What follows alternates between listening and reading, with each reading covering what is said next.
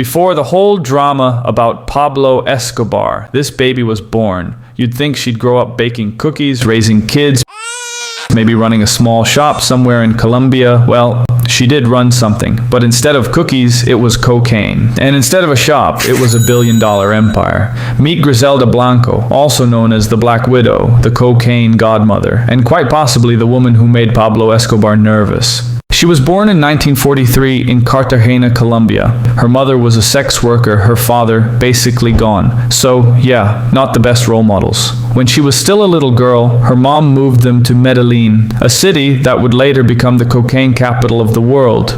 Griselda grew up surrounded by crime, violence, and poverty. And when you grow up in a place where survival is more important than school, you learn fast. By age 11, she'd already kidnapped a rich kid for ransom. When the plan didn't go well, let's just say the kid didn't make it back home. And that, ladies and gentlemen, was Griselda's first crime ever.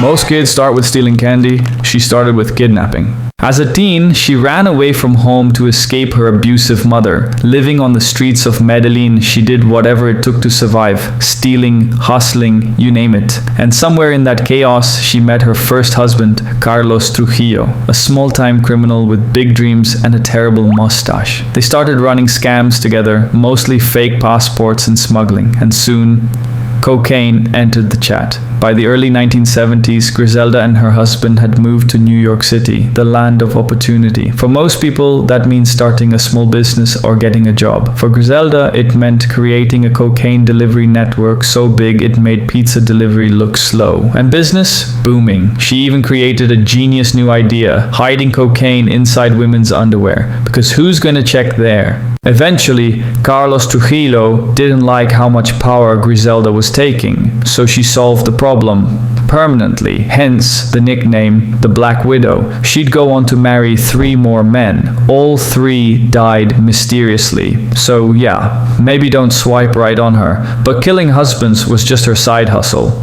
Griselda was ready for the big leagues, and that meant Miami. In the late 70s, Miami wasn't just beaches and bikinis. It was the cocaine capital of the world. And Griselda Blanco? She didn't show up quietly. She built an empire from nothing, flooding the streets with cocaine faster than the police could say we're overwhelmed. And while other dealers were trying to keep a low profile, Griselda strutted through Miami in diamonds, fur coats, and armed bodyguards. She wasn't just making money, she was making history. At her peak, she earned around $80 million a month. Yes, a month. And the people who got in her way, they didn't last long.